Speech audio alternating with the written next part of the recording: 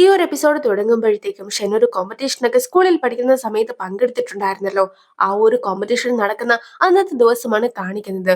ഷെന്നിനും ടീച്ചറിന്റെ അടുത്തൊന്നും ഒരു കോൾ വരുന്നു. അവൾക്ക് കോളേജിലൊക്കെ പഠിക്കുവാനായിട്ട് ആഗ്രഹമുണ്ടെന്ന് പറഞ്ഞിട്ട് വിദേശത്തേക്ക് പോകുവാനായിട്ട് അവൾ അപ്ലൈ ചെയ്തിട്ടുണ്ടായിരുന്നല്ലോ. അതിന്റെ റിസൾട്ട് ഒക്കെ വന്നു എന്നും അവൾക്ക് അഡ്മിഷൻ കിട്ടിയെന്നും ഒക്കെ ടീച്ചറായിരുന്നു അവളെ അറിയിച്ചതും. പക്ഷെ ലൂവിന്റെ കാര്യം ഓർത്തിട്ടായിരുന്നു അവൾക്ക് ആകെ വിഷമവും ഉണ്ടായിരുന്നത്. അങ്ങനെ ഇരിക്കെ ടീച്ചറായിട്ട് തന്നെ ലൂവിന്റെ അടുത്ത് ഈ ഒരു കാര്യങ്ങളെല്ലാം തന്നെ പറഞ്ഞോളാമെന്നും അറിയിക്കുന്നു.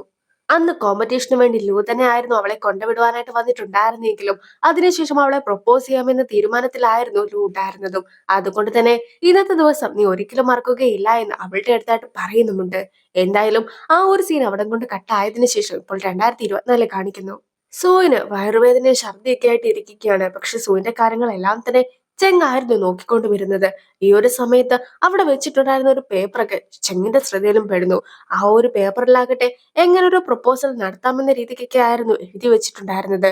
അതൊക്കെ കാണുന്ന ചെങ്ങും ഈ ഒരു പേപ്പർ തയ്യാറാക്കിയിട്ടുണ്ടാവുക സൂ ആയിരിക്കുമെന്നും സൂ തന്നെ പ്രൊപ്പോസ് ചെയ്യുവാനായിട്ട് പോവുകയായിരിക്കുമെന്നും എല്ലാം തന്നെ തെറ്റിദ്ധരിച്ചിട്ട് സൂവിനോടും അതിനെക്കുറിച്ച് ചോദിക്കുന്നു. പക്ഷെ സൂം താനല്ല ഇതെല്ലാം തന്നെ എഴുതിയിട്ടുണ്ടായിരുന്നതെന്ന് അറിയിച്ച് കഴിയുമ്പോഴത്തേക്കും അപ്പോൾ ലൂ ആയിരിക്കുമോ ഷെന്നിനെ പ്രൊപ്പോസ് ചെയ്യുവാൻ പോകുന്നതെന്നുള്ള ഒരു സംശയമൊക്കെ അവർക്കും തോന്നുന്നു. ചിലപ്പോൾ ഫൈനൽ എപ്പിസോഡൊക്കെ നടക്കുന്ന സ്ഥലത്ത് വെച്ച് പ്രൊപ്പോസ് ചെയ്യുവാനായിട്ടായിരിക്കും ലോ ശ്രമിച്ചിട്ടുണ്ടാവുക. ഒരു കാര്യം ചെയ്യാം, ഞാൻ ഷെന്നിനോട് ഈ ഒരു കാര്യങ്ങളെല്ലാം തന്നെ പറയാം.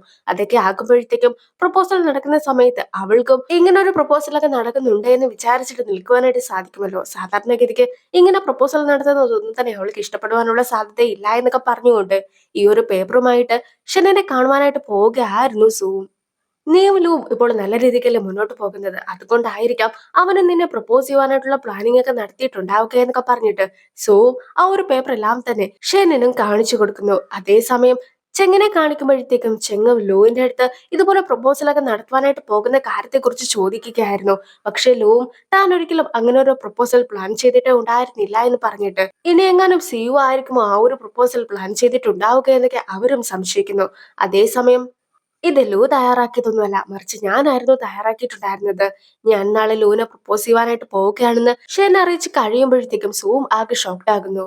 നീ അല്ലായിരുന്നു നിങ്ങളുടെ വിവാഹത്തിൽ എതിര് നിന്നിട്ടുണ്ടായിരുന്നത്, പിന്നെ എങ്ങനെയാണ് നിന്റെ മനസ്സിപ്പോൾ മാറിയതെന്ന് സൂ ചോദിക്കുമ്പോഴത്തേക്കും എനിക്ക് ലൂവിനെ ഒരുപാട് ഇഷ്ടമുണ്ടായിരുന്നെങ്കിൽ പോലും എന്റെ ഫാമിലിയൊക്കെ കണ്ടാണ് ഞാൻ വളർന്നത്. അതുകൊണ്ട് തന്നെ ഒരു വിവാഹമൊക്കെ കഴിച്ചാൽ ആകെ പ്രശ്നമാകുമോ എന്നൊരു ചിന്തയായിരുന്നു എന്റെ ഉള്ളിലും ഉണ്ടായിരുന്നത്. പക്ഷെ ലൂവിന് കാർ ആക്സിഡന്റ് ഒക്കെ സംഭവിച്ചു കഴിഞ്ഞപ്പോഴത്തേക്കും ഞാൻ മാത്രമായിരുന്നല്ലോ അവന്റെ ഒപ്പം ഉണ്ടായിരുന്നത്. അങ്ങനെ ഇരിക്കെ എനിക്കൊരിക്കലും അവനെ വിട്ടുപോകുവാനായിട്ട് സാധിക്കുകയില്ല എന്ന സത്യം ഞാനും മനസ്സിലാക്കി. ഞങ്ങൾ തമ്മിൽ നടന്ന എല്ലാ കാര്യങ്ങളെക്കുറിച്ചും ആലോചിച്ചതിന് ശേഷം ഞാനും അവനെ എത്രത്തോളം സ്നേഹിക്കുന്നുണ്ട് എന്നൊക്കെ മനസ്സിലാക്കി കഴിഞ്ഞിരിക്കുന്നു. ഇത്രയും കാലം അവനായിരുന്നു എന്റെ അടുത്തേക്ക് വന്നിട്ടുണ്ടായിരുന്നത്. വിവാഹത്തിന് തൊട്ടു മുമ്പുള്ള 99 സ്റ്റെപ്സും അവനായിരുന്നു ചെയ്തിട്ടുണ്ടായിരുന്നത്. അതുകൊണ്ട് തന്നെ അവസാനമായിട്ടുള്ള ആ 100ാമത്തെ സ്റ്റെപ്പായിട്ടുള്ള പ്രപ്പോസൽ അത് ഞാൻ ചെയ്യുവാനായിട്ടാണ് തീരുമാനിച്ചിട്ടുള്ളതെന്ന് ഷെനും അറിയിക്കുന്നു. ഇതെല്ലാം തന്നെ കേട്ടിട്ടുണ്ടായിരുന്ന സൂ ആകെ കരഞ്ഞിട്ട് താൻ ഇമോഷണലി സ്റ്റേബിൾ അല്ല എന്ന കാര്യം അവളെയും അറിയിക്കുകയാണ്. ഈ ഒരു സമയത്ത് ഞാൻ സത്യങ്ങളെല്ലാം തന്നെ നിന്നോട് തുറന്നു പറഞ്ഞു കഴിഞ്ഞിരിക്കുന്നു. എന്തായാലും ഈ ഒരു കാര്യം നീ ലൂവിന്റെ അടുത്തൊന്ന് മറച്ചു വെക്കണം. എന്നാൽ മാത്രമേ നാളെ പ്രോഗ്രാം ഒക്കെ നടക്കുന്ന സമയത്ത് എനിക്ക് അവന് സർപ്രൈസ് കൊടുക്കാനായിട്ട് സാധിക്കുകയുള്ളൂ എന്ന് ഷെൻ പറഞ്ഞു കഴിയുമ്പോഴത്തേക്കുമാണ് ഈ ഒരു കാര്യം ഉറപ്പായിട്ടും ലൂ നേരത്തെ തന്നെ അറിഞ്ഞിട്ടുണ്ടാകുമെന്നൊരു കാര്യമൊക്കെ സൂവും പറയുന്നത്. അതായത് സൂ ആയിരുന്നല്ലോ ചെങ്ങിനെ ലൂവിന്റെ അടുത്തേക്ക് പറഞ്ഞു വിട്ടിട്ടുണ്ടായിരുന്നത്. ലൂനെയും ചെങ്ങിനെയും കാണിക്കുന്ന സമയത്താകട്ടെ ഉറപ്പായിട്ടും സിയു ആയിരിക്കും കിന്നിനെ പ്രപ്പോസ് ചെയ്യുവാനായിട്ട് തീരുമാനിച്ചിട്ടുണ്ടാവുക. പിന്നെ സോവും ഇപ്പോൾ ഷെന്നിന്റെ അടുത്ത് ചെന്നിട്ട് ഞാനായിരിക്കും പ്രപ്പോസ് ചെയ്യുവാനായിട്ട് പോകുന്നതെന്നൊക്കെ പറഞ്ഞിട്ടുണ്ടാവുമല്ലോ.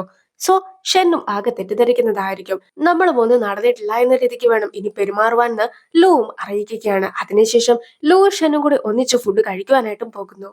അവര് ഫുഡ് കഴിക്കുവാനായിട്ട് എത്തിയിട്ടുണ്ടായിരുന്ന റെസ്റ്റോറന്റിലെ സ്റ്റാഫ് ആകട്ടെ ഒരു ഫുഡ് ഐറ്റത്തിന്റെ പേരൊക്കെ പറയുന്നുണ്ട്. അത് കേട്ട ഉടനെ തന്നെ അത് ഞങ്ങൾക്ക് വേണ്ട എന്ന രീതിക്കാണ് ലൂവും സംസാരിക്കുന്നത്. ആൾക്കാരാകട്ടെ വിവാഹമൊക്കെ കഴിക്കുന്നതിന് മുമ്പ് ഓർഡർ ചെയ്യുന്ന രീതിക്കുള്ള ഒരു ഡിഷാണ് അതേന്ന് പറഞ്ഞിട്ടായിരുന്നു അവനത് വേണ്ട എന്ന് പറഞ്ഞിട്ടുണ്ടായിരുന്നത്. അതായത് നാളെ പ്രപ്പോസ് ചെയ്യാൻ പോകുന്നത് ലൂ ആയിരിക്കുമെന്ന് സംശയം തോന്നാതിരിക്കുവാനായിട്ടാണ് ലൂ ഇതെല്ലാം തന്നെ ചെയ്യുന്നത്. പക്ഷെ അപ്പോഴാണ് കുറച്ചുപേര് വയലിനൊക്കെ വായിച്ചുകൊണ്ട് അവരുടെ നേർക്കും വരുന്നത്. ഇതൊക്കെ കാണുമ്പോഴത്തേക്കും താൻ പ്രപ്പോസ് ചെയ്യുവാനായിട്ട് പ്ലാൻ ചെയ്തിട്ടില്ല എന്നൊക്കെ കാണിക്കുവാനായിട്ട് ലൂവും ഞാൻ പറഞ്ഞിട്ടല്ല ഇവർ വന്നിട്ടുണ്ടായിരുന്നു എന്നൊക്കെ പറഞ്ഞ് അവരെ തടഞ്ഞു വെക്കുവാനായിട്ട് ശ്രമിക്കുകയാണ്. പക്ഷെ അപ്പോഴായിരുന്നു ലൂവിന്റെ അടുത്തേക്ക് ആയിരുന്നില്ല, മറിച്ച് തൊട്ടപ്പുറത്തുണ്ടായിരുന്ന മറ്റൊരു ടേബിളിലേക്കായിരുന്നു ഇവർ വന്നിട്ടുണ്ടായിരുന്നു എന്നുള്ള കാര്യമെല്ലാം തന്നെ അവനും മനസ്സിലാക്കുന്നത്. സോ ആ ടേബിളിൽ ഉണ്ടായിരുന്ന ആൾക്കാരെ പ്രപ്പോസ് ചെയ്യുന്നതൊക്കെ കാണുമ്പോഴത്തേക്കും ഷെന്നിന് ഒരുപാട് ഇഷ്ടപ്പെടുന്നു. ഷെന്നും അതിനെക്കുറിച്ച് സംസാരിക്കുമ്പോഴത്തേക്കും ലോ ആകട്ടെ വിവാഹം അത്രയ്ക്ക് നല്ല കാര്യമായിട്ടൊന്നും തനിക്ക് തോന്നുന്നില്ല എന്ന രീതിക്കാണ് തുറന്നു പറയുന്നത്. എന്തായാലും അവർ തിരിച്ച് റൂമിലെത്തി കഴിയുമ്പോഴത്തേക്കും ലോവും ഷിന്നിനെ കാണുവാനായിട്ട് എത്തിക്കുകയാണ്. അതായത് ചെങ് തന്നെ കാണുവാനായിട്ട് വന്നിട്ടുണ്ടായിരുന്നു എന്നും ആരോ ഒരാൾ പ്രപ്പോസ് ചെയ്യുവാനായിട്ട് പ്ലാൻ ചെയ്ത കാര്യമൊക്കെ താൻ അറിഞ്ഞിട്ടുണ്ടായിരുന്നു എന്നുമൊക്കെ ലോവും തുറന്നു പറയുന്നു. ഇതിനു മുമ്പ് ലു പലതവണ ഷെനിനെ പ്രപ്പോസ് ചെയ്യുകയും ഷൻ പലതവണ അവനെ റിജക്ട് ചെയ്യുകയും ചെയ്തിട്ടുണ്ടായിരുന്നത് കൊണ്ട് തന്നെ ഇനി താനായിട്ട് അവളെ പ്രപ്പോസ് ചെയ്യുകയില്ല എന്ന് അവനും വാക്ക് കൊടുക്കുകയാണ്. കൂടാതെ അവൻ ഇത്രയും കാലമായിട്ട് സൂക്ഷിച്ചു വെച്ചിട്ടുണ്ടായിരുന്ന മോതിരവും അവൾക്ക് കൈമാറുന്നു. സോ പ്രഗ്നന്റ് ആണെന്നുള്ള കാര്യം അവൾ മനസ്സിലാക്കുകയാണ്. അത് അറിഞ്ഞ് കഴിയുമ്പോൾ തന്നെ അവളും ആകെ നെർവസ് ആകുന്നു. എങ്ങനെ നല്ലൊരു അമ്മ ആകണമെന്ന കാര്യം തനിക്ക് അറിയുകയില്ല എന്നും അതുപോലെ തന്നെ കുട്ടിയൊക്കെ ഉണ്ടാവുകയാണെങ്കിൽ തന്റെ ഹെൽത്തിനെ അത് ഒരുപാട് ബാധിക്കുമെന്നുമൊക്കെയാണ് അവളും പറയുന്നത്.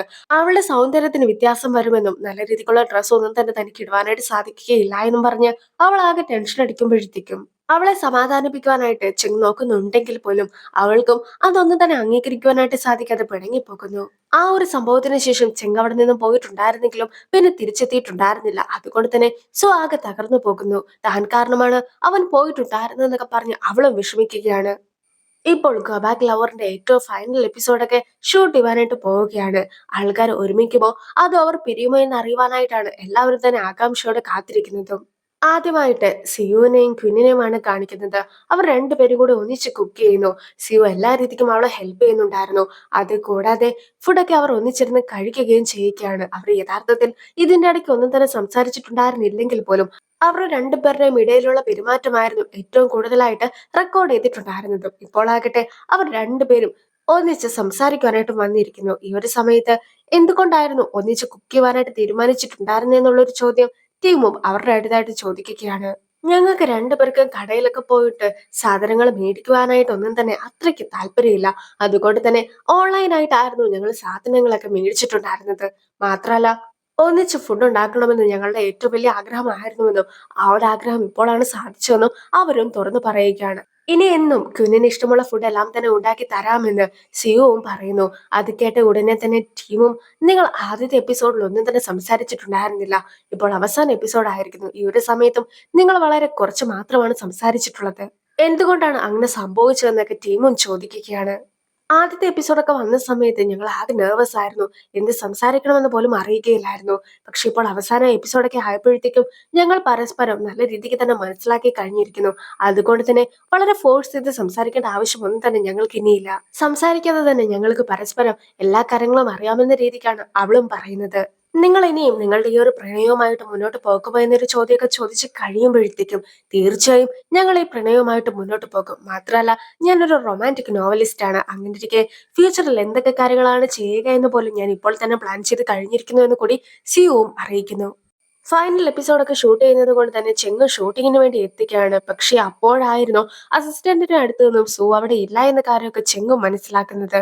അതായത് സു പ്രഗ്നന്റ് ആണെന്നുള്ള കാര്യം എല്ലാം തന്നെ ചെങ്ങിനോട് തുറന്നു പറഞ്ഞപ്പോൾ തന്നെ ചെങ്ങും അവിടെ നിന്ന് പോയിട്ടുണ്ടായിരുന്നു. മാത്രമല്ല ചെങ്ങിനെ കോൺടാക്ട് ചെയ്യുവാനായിട്ട് ശ്രമിച്ചിട്ടും അവർക്ക് കോൾ പോലും കിട്ടുന്നുണ്ടായിരുന്നില്ല. അതുകൊണ്ട് തന്നെ സു പ്രഗ്നന്റ് ആയത് ചെങ്ങിന് ഇഷ്ടപ്പെട്ടില്ല എന്ന് വിചാരിച്ചുകൊണ്ട് സുവും അബോർഷൻ ചെയ്യുവാനായിട്ട് ഹോസ്പിറ്റലിലേക്ക് പോയെന്ന രീതിക്കാണ് അസിസ്റ്റന്റ് അറിയിക്കുന്നത്. പക്ഷെ യഥാർത്ഥത്തിൽ ഒരു കുട്ടിയൊക്കെ ഉണ്ടാവുകയാണെങ്കിൽ എത്രത്തോളം വേദന സംഭവിക്കുമെന്നൊക്കെ അറിയുവാനായിട്ട് ചെങ്ങും ഒരിടം വരെയൊക്കെ പോയതായിരുന്നു. അങ്ങനെ പെയിൻ ഒക്കെ ചെക്ക് ചെയ്ത സമയത്താകട്ടെ അവന് പെയിൻ കൂടിയത് കൊണ്ട് തന്നെ ബോധം പോലും നഷ്ടപ്പെട്ടു. മാത്രമല്ല ഫോൺ ചാർജ് ചെയ്യുവാനായിട്ട് അവൻ വിട്ടുപോയി. അതുകൊണ്ട് തന്നെ അവിടെ നിന്നും എണീറ്റ സമയത്ത് നേരെ ഇങ്ങ് പോരുകയായിരുന്നു എന്ന രീതിക്ക് ചെങ്ങ് സംസാരിക്കുന്നു. ഹോസ്പിറ്റലിലെത്തിയ ചെങ്ങും സൂവിനെ കാണുകയാണ്. മാത്രമല്ല എനിക്ക് കുട്ടീനെ ഒരുപാട് ഇഷ്ടമാണ്. അതുകൊണ്ട് തന്നെ ഞാനും ഒരിക്കലും കുട്ടീനെ വേണ്ട എന്നൊന്നും തന്നെ ആഗ്രഹിച്ചിട്ടില്ല എന്ന് പറഞ്ഞിട്ട് ചെങ്ങും ക്ഷമയൊക്കെ ചോദിക്കുന്നു. പക്ഷെ അപ്പോഴായിരുന്നു യഥാർത്ഥത്തിൽ സു അവിടെ ചെക്കപ്പിന് വേണ്ടി വന്നതായിരുന്നുവെന്നും അബോർഷൻ ചെയ്യുവാനായിട്ട് അവളുടെ മനസ്സിൽ ഒരു രീതിക്കുള്ള പ്ലാനും ഇല്ലായിരുന്നു എന്നൊക്കെ അവളും തുറന്നു പറയുന്നത്. എന്തായാലും ആ ഒരു കുട്ടീനെ നല്ല രീതിക്ക് തന്നെ വളർത്താമെന്നും അവരും നല്ല പേരൻസ് ആയിരിക്കുമെന്നുമൊക്കെ ചെങ്ങും സൂവിന്റെ അടുത്ത് പറഞ്ഞ് അവളെ സമാധാനിപ്പിക്കുന്നു. സിയുവിന്റെ പ്രപ്പോസൽ ആയിരിക്കും നടക്കുവാനായിട്ട് പോകുന്നതെന്നൊക്കെ വിചാരിച്ചുകൊണ്ട് ലു എത്തി കഴിയുമ്പോഴത്തേക്കും ആയിരുന്നു ഷൻ അവനെ പ്രപ്പോസ് ചെയ്യുവാനായിട്ട് തയ്യാറായി നിൽക്കുന്ന കാഴ്ച അവനും കണ്ടിട്ടുണ്ടായിരുന്നത്. ഞാൻ എന്റെ കുട്ടിക്കാലം മുതൽ എന്റെ പേരൻസിനെ കണ്ടാണ് വളർന്നിട്ടുണ്ടായിരുന്നത്. അവരുടെ പ്രണയം ഒന്നും തന്നെ യാഥാർത്ഥ്യമായിട്ടുണ്ടായിരുന്നില്ല. അതുകൊണ്ട് തന്നെ എല്ലാ പ്രണയവും അങ്ങനെ ആയിരിക്കുമെന്ന് ഞാൻ വിചാരിച്ചു.